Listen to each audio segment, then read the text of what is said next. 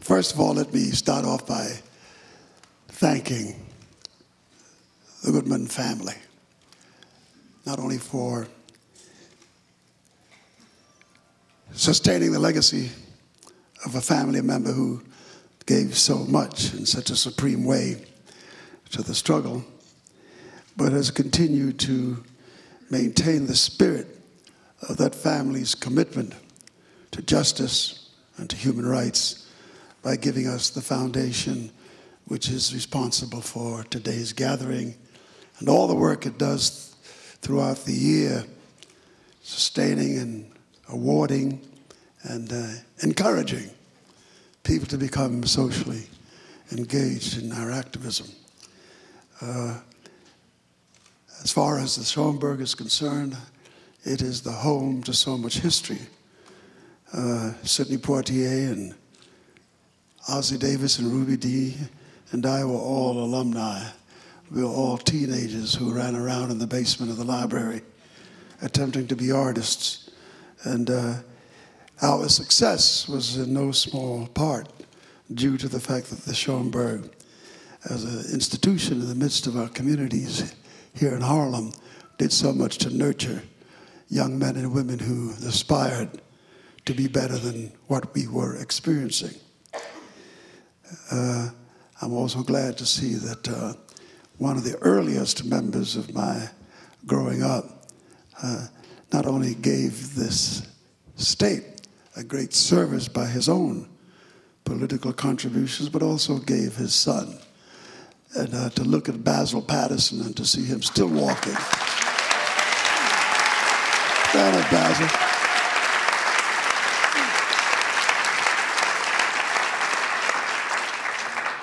It was back in the very early 1940s that he and I and a bunch of little young upstarts here in Harlem thought we could save the world and formed a club. Yes, we he says we did save the world.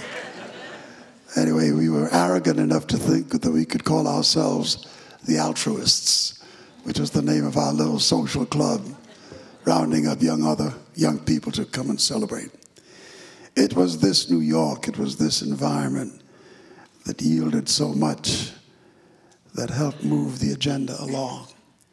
And then to have lived long enough to participate in and to, would you like to speak instead of getting sign language? I'm trying to get Billy Thompson, who's my candidate for mayor, to come and sit down front. Sit there and make sure my bride applauds at the right time, will you? So a lot of black people here. Welcome, Mayor. Anyway, the best part of all of this is that both Dave and I could have lived long enough to witness the legacy of hundreds of thousands of young people who back in the 1950s stepped into the breach.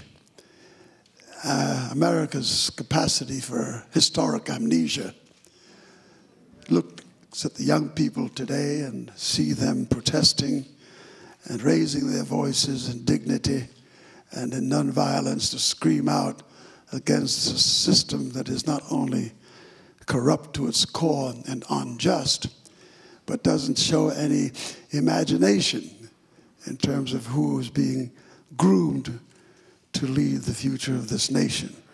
It is a dismal slate. But as was before, in the midst of this dismal picture, young people stepped into the breach and made a difference. Dr. King was 24. John Lewis was 18. Jesse Jackson was 18. Andy Young was a little older than the rest, but not that much older. He was 19. And Diane Nash was 17 years old and with child. These were the young people that stepped into our great moments of dilemma and looked around and said, what can we do to make a difference the leaders have failed us. Not all, but many have. And in that breach stepped these young people. Among them, none the less and none the least, was Rosa Parks. She was not a teenager, but her spirit and her soul was filled with eternal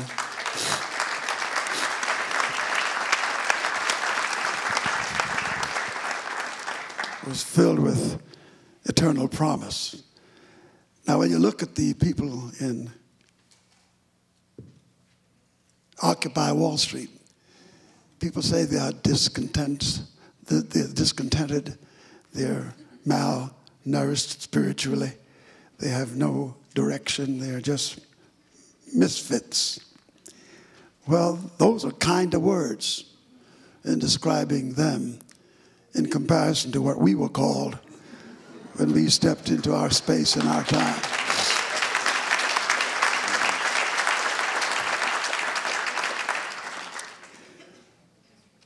The 3 young men who paid with their lives in Mississippi is the legacy that has been inherited by all these young people, not only on Wall Street, but the young people in Cairo, the young people in other parts of the Middle East and Africa and Latin America and Asia, who are all rising up to let global capitalism and global banking and money interests and those who have been smitten with the contamination of greed, for them to understand that the handwriting is on the wall